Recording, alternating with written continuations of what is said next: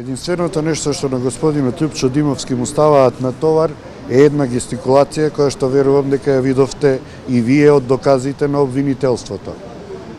Со она што го презентиравме денеска, таа иста гестикулација ја презентиравме од 2013 заклучно до крајот на 2017, каде што идентична во поголемиот дел или слична гестикулација се повторува како махинално движење. Нема што друго да понудиме во одбрана на господинот Љупчо Димовски, бидејќи ништо друго и не му се става на товар. Затоа што, освен за таа гестикулација, за што би можел да зборува? И што треба да убедува некој друг после овој доказ дека е тоа махинално негово движење?